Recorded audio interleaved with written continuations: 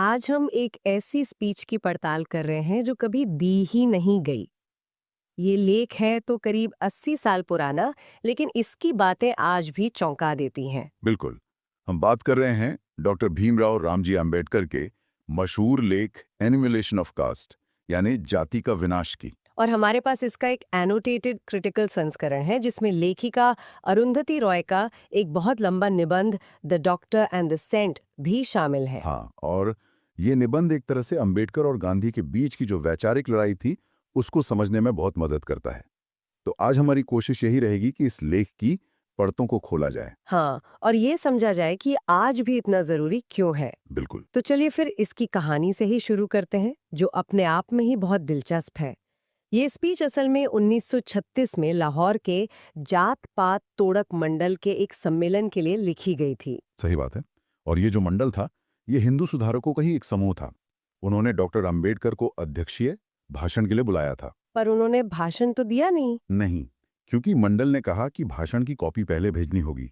और जब उन्होंने वो भाषण पढ़ा तो क्या हुआ? तो मतलब उनके होश उड़ गए।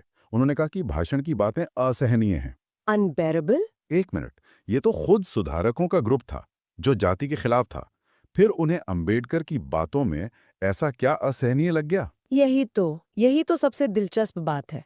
देखिए, वो लोग जाति प्रथा की बुराइयों पर, छुआछूत पर बात करने को तैयार थे। हम्म। लेकिन डॉक्टर अंबेडकर सिर्फ, क्या कहते हैं, डालियों को नहीं काट रहे थे, वो सीधे जड़ पे हमला कर रहे थे। अच्छा, मतलब वो समस्या की तह तक जा रहे थे। एकदम। वो कह रहे थे कि जाति की समस्या सिर्फ एक सामाजिक कुरीति नहीं है। इसकी जड़ें हिंदू धर्म के शास्त्रों में हैं, वेदों में हैं। ओह अच्छा, तो वो सीधे सीधे धर्म पर ही सवाल उठा रहे थे। बिल्कुल। और ये बात उस मंडल के लिए सीमा लांघने जैसी थी। उन्होंने कहा कि भाषण के कुछ हिस्से हटा दीजिए। अंबेडकर ने साफ मना कर दिया। और फिर आखिरकार मंडल ने अपना निमंत्रण ही वापस ले लिया। तो ये भाषण कभी दिया ही नहीं गया। फिर ये हम तक और दुनिया तक पहुंचा कैसे? डॉक्टर अंबेडकर ने इसे दबने नहीं दिया। मई 1936 में उन्होंने अपने खर्च पर इसकी 1550 कॉपियां छपवाईं और खुद ही पब्लिश कर दिया। और खास बात यह है कि ये किताब उन लोगों के लिए लिखी गई थी जो जाति व्यवस्था के टॉप पर हैं। हाँ, लेकिन उन तक पहुंचने में इसे दशकों लग गए। सालों तक तो इसे ज्यादातर दलित प्रकाशक ही छापते रहे और दलित पाठक ही पढ़ते रहे। और जैसा कि अरुंधति रॉय अपने निबंध में लिखती हैं, इस किताब को पढ़ना ऐसा है जैसे कोई एक घुटन भरे बंद कमरे में आकर अचानक सारी खिड़कियां खोल दें। हम्म। और ये घुटन क्या है, इसे समझाने के लिए वो आज के भारत से दो घटनाओं की तुलना करती हैं, जो वाकई आंखें खोल देने वाली हैं। हाँ, वो दो लड़कियों की कहानी बताती हैं। पहली कहानी तो हम सब जानते हैं, पाकिस्तान की मलाला यूसुफजई की, जब तालिबान ने उन पर हमला किया। तो पूरी दुनिया उनके लिए खड़ी हो गई। आई एम मलाला हर जगह था, अमेरिकी राष्ट्रपति से लेके मडोना तक सबने समर्थन दिया। सही। उन्हें नोबेल शांति पुरस्कार के लिए नॉमिनेट किया गया। वो एक ग्लोबल हीरो बन गई। हाँ। अब दूसरी कहानी सुनिए। ये कहानी है महाराष्ट्र के खैरलांजी गांव की सुरेखा भोट मांगे की। सुरेखा भोट मांगे। वो एक दलित महिला थी, पढ़ी लिखी थी और बस अपने परिवार के लिए एक बेहतर जिंदगी चाहती थी। वो अपने पैरों पर खड़ी थी, सिर उठाकर जीती थी। और यही बात गांव के ऊंची जाति के लोगों को बर्दाश्त नहीं हुई। बिल्कुल। तो 29 सितंबर 2006 को ऊंची जाति के लोगों की एक भीड़ ने उनके घर पर हमला कर दिया। और फिर क्या हुआ? उस भीड़ ने सुरेखा, उनकी 17 साल की बेटी प्रियंका और दो बेटों को बेरहमी से मार डाला। ये सुरेखा और प्रियंका के साथ सामूहिक बलात्कार किया गया।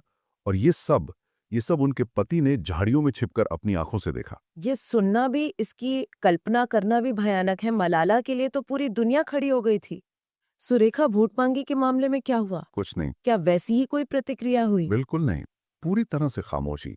कोई आई एम सुरेखा कैंपेन नहीं चला। किसी बड़े नेता ने कुछ नहीं कहा। और यही रॉय का मेन पॉइंट है। कि एक तरह की क्रूरता हमें दिखती है और दूसरी को हम अनदेखा कर देते हैं। हाँ, यहाँ तक कि निचली अदालत ने भी इसे जातिगत अत्याचार मानने के बजाय सिर्फ बदले के लिए किया गया अपराध माना। और ये कोई अकेली घटना नहीं है।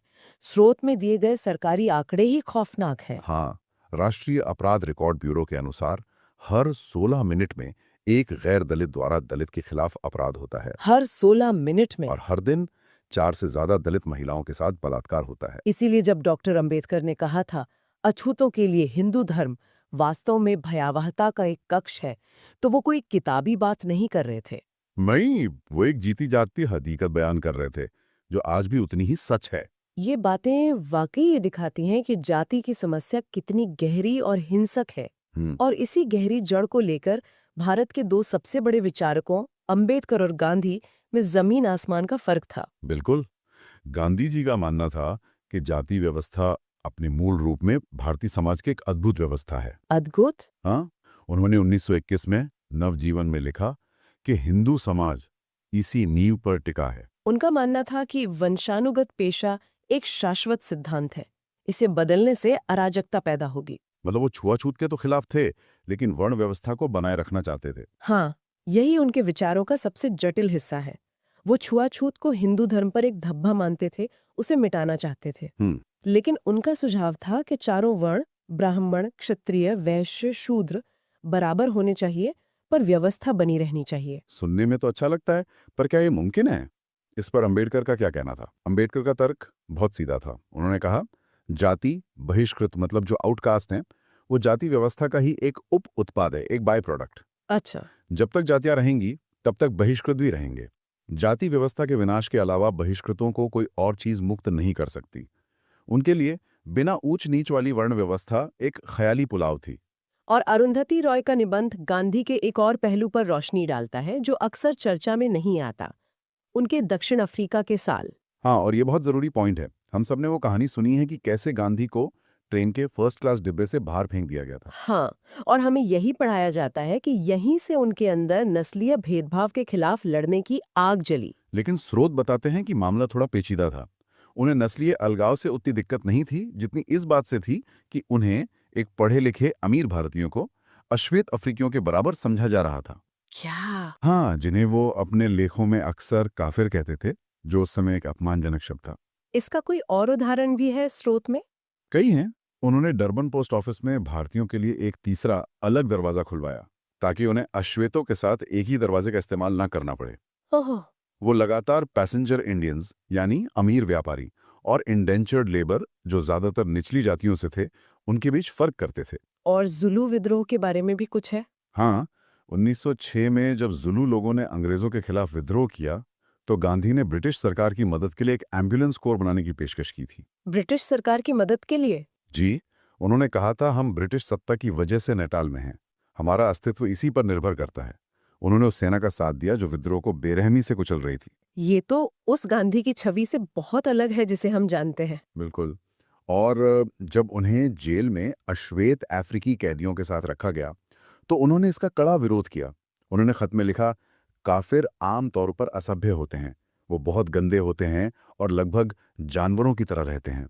ये बातें तो वाकई चौंकाने वाली हैं। स्रोत ये भी बताता है कि गांधी ने बाद में अपने संस्मरणों में इन घटनाओं को एक अलग ही रंग दिया। जैसे जुलू विद्रोह वाली घटना को उन्होंने घायल जुलू लोगों की सेवा करने के एक मानवीय कार्य के रूप में प्रस्तुत किया। तो ये दिखाता है कि समय के साथ या तो उनका नजरिया बदला या कम से कम अपनी बातों को पेश करने का तरीका जरूर बदल गया। हाँ। तो अब सवाल ये उठता है कि आजादी के इतने सालों बाद क्या जाति खत्म हो गई है? स्रोत में दिए गए आंकड़े तो एक अलग ही कहानी बताते हैं। हाँ, और वो तस्वीर ये है कि जाति आज भी आर्थिक और सामाजिक ताकत के केंद्र में है। आप फोर्ब्स की अरबपतियों की लिस्ट देख लीजिए, ज्यादातर वैश्य समुदाय के लोग हैं, लेकिन एक भी दलित या आदिवासी नहीं। और ये सिर्फ बिजनेस तक ही नहीं है। नौकरशाही, मीडिया, हर जगह यही पैटर्न दिखता है। एकदम। स्रोत 1990 और 2006 के सर्वेक्षणों का हवाला देता है, जो दिखाते हैं कि सरकारी नौकरियों, न्यायपालिका और मीडिया के शीर्ष पदों पर ब्राह्मणों और ऊंची जातियों का वर्चस्व है। मतलब जो नीतियां बनाते हैं, जो देश का नैरेटिव सेट करते हैं, वहां एक बड़े तबके का कोई रिप्रेजेंटेशन ही नहीं है। बिल्कुल।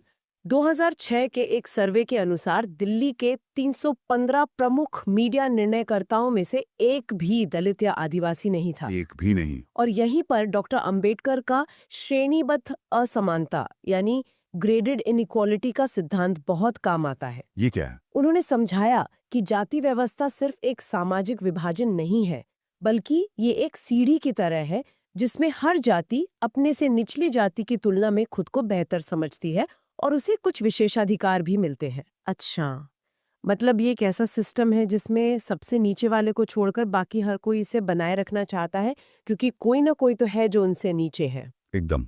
और इसी सोच को वो ब्राह्मणवाद कहते थे, जो सिर्फ ब्राह्मणों तक सीमित नहीं है, बल्कि ये एक मानसिकता है जो पूरे समाज में फैली हुई है। भविष्य को लेकर भी अंबेडकर और गांधी के विचार एकदम अलग थे। गांधी राम राज्य और आत्मनिर्भर गांव का सपना देखते थे। हाँ, लेकिन अंबेडकर के लिए गांव संकीर्णता और अज्ञानता का अड्डा थे। उन्होंने खुद गांव में जाति का जहर झेला था।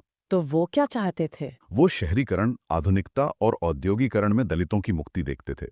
उनका सपना प्रबुद्ध भारत का था, जो यूरोपीय ज्ञान और बौद्ध विचारों का संगम हो। तो हमारे सामने दो अलग-अलग रास्ते हैं। एक तरफ गांधी की परंपरा और आध्यात्मिकता पर आधारित दृष्टि है, और दूसरी तरफ अंबेडकर की तर्क, आधुनिकता और सामाजिक न्याय पर आधारित दृष्टि। और अंबेडकर ने तो अपने जीवन के अंत में साफ कर दिया कि वो कौन सा रास्ता चुन रहे हैं। हाँ, उन्होंने हिंदू धर्म त्याग कर बौद्ध धर्म अपना लिया। उन्होंने कहा था, मैं एक अछूत के कलंक के साथ पैदा होने के दुर्भाग्य से गुजरा हूं। हालांकि ये मेरी गलती नहीं है, लेकिन मैं एक हिंदू के रूप में नहीं मरूंगा, क्योंकि ये मेरी शक्ति में है। उन्होंने भारत के विधि मंत्री के रूप में संविधान का मसौदा तैयार करने में सबसे अहम भूमिका निभाई। उन्होंने संवैधानिक नैतिकता को समाज की पारंपरिक सामाजिक नैतिकता से ऊपर रखने की कोशिश की। लेकिन वो खुद भी इसकी सीमाओं को जानते थे। जैसा कि उन्होंने खुद संविधान सभा में कहा था, भारत में लोकतंत्र केवल एक भारतीय मिट्टी पर ओपरी परत है, जो अनिवार्य रूप से अलोकतांत्रिक है। और यही सवाल आज भी हमारे सामने खड़ा है। क्या एक दस्तावेज, चाहे वो कितना भी महान क्यों ना हो, समाज की हजारों साल पुरानी सोच को बदल सकता है? और अगर नहीं, तो वास्तविक बदलाव कैसे आएगा? ये एक ऐसा विचारणीय प्रश्न है जो ये स्रोत हमारे लिए छोड़ जाता है।